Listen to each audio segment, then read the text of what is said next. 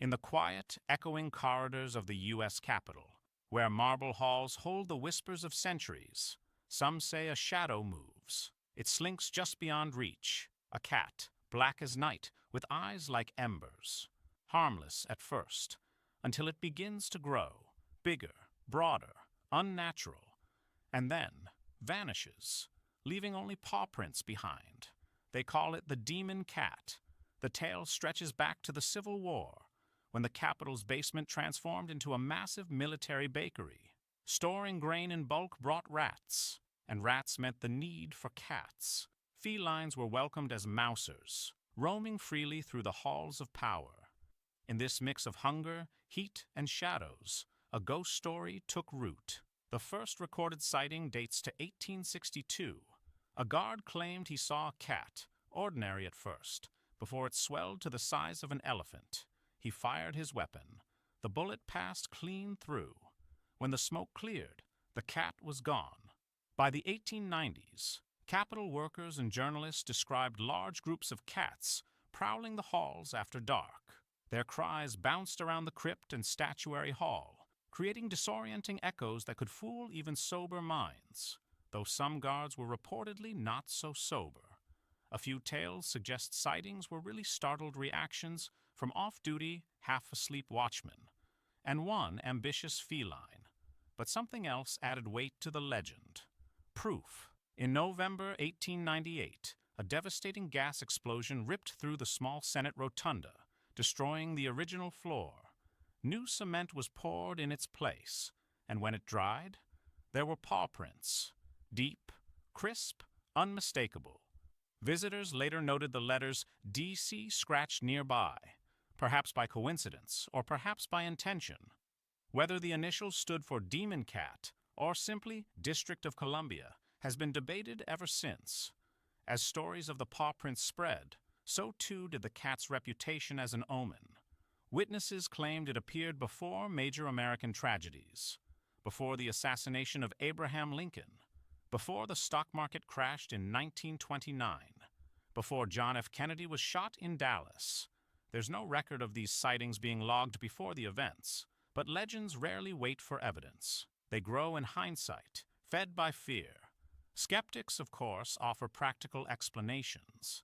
The Capitol's architecture, vaulted ceilings, marble walls, magnifies every step and whisper. A normal house cat, caught in the right angle of light, might seem monstrous in the dark.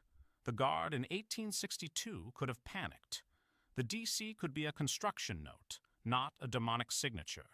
Yet even the officials who dismiss the legend admit its cultural staying power. The architect of the Capitol confirms the paw prints are real, left behind by a living cat that wandered across wet cement over a century ago. They remain visible today near the old Supreme Court chamber, part of the building's physical history. It's the story surrounding them that grew claws. Tour guides embrace the mystery. Visitors peer down at those tiny prints and wonder if they're standing where something otherworldly once walked, or still does. Some claim to feel sudden chills or catch fleeting glimpses out of the corner of their eye.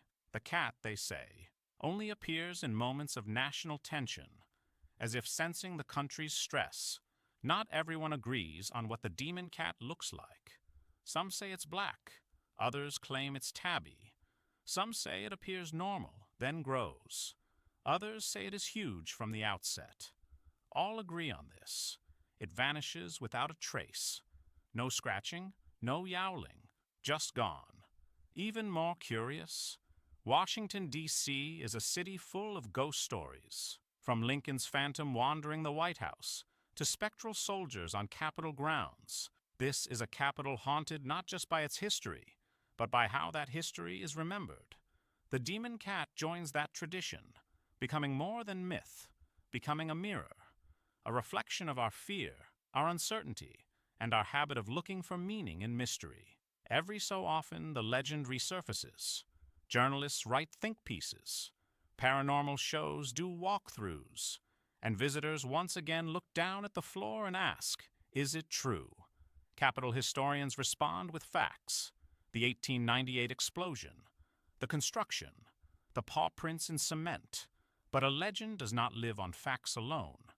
It lives on the spaces in between, in the darkened corners of memory. So if you ever tour the Capitol and find yourself in the Small Senate Rotunda, look closely. You might see them, those tiny ancient prints frozen in stone.